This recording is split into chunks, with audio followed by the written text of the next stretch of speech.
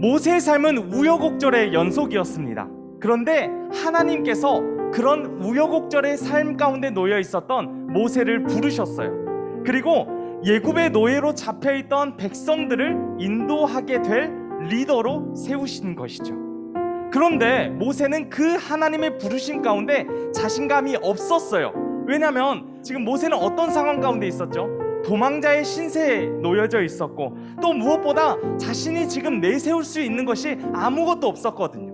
그랬기 때문에 그 하나님의 부르심 가운데 자신 없어하는 그런 모습들을 보이게 되었다라는 것이죠. 하지만요 여러분, 결국 하나님께서 그러한 모세를 어떻게 하십니까? 사용하셨어요. 하나님께서는 모세를 사용하신 거예요. 그리고 그를 통해서 하나님의 위대하신 일들을 이루셨다는 것이죠.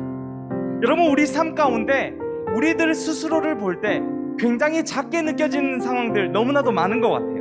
남들과 비교할 때 내 모습은 너무나도 초라한 것 같고 자신감은 자꾸만 떨어지는 거예요. 자꾸만. 도대체 나 같은 사람들은 왜 태어난 것일까?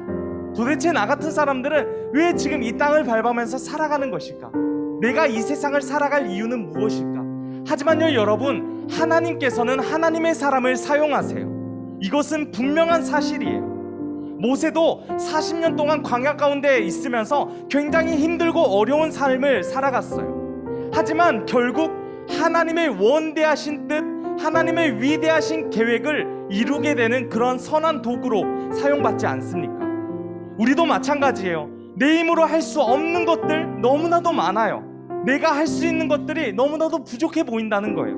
하지만 하나님께서 일하시잖아요. 그러면 내가 할 수 없는 것처럼 여겨지는 것들도 하나님께서 함께 하시기 때문에 우리는 능히 감당할 수 있고 능히 이겨낼 수 있다는 거예요.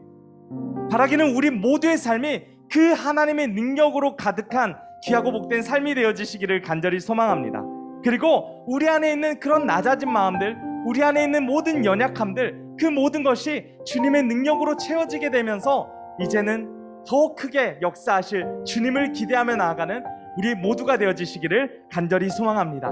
그래서 우리의 삶 가운데 슬픔 너무나도 많아요. 우울감도 많고 눈물도 많아요. 그런데 그 모든 감정이 이제는 기쁨으로 변하고 감사로 변하고 웃음으로 바뀌게 되는 귀하고 복된 삶, 여러분들 모두가 살아가는 아름다운 삶이 되어지시기를 간절히 소망합니다.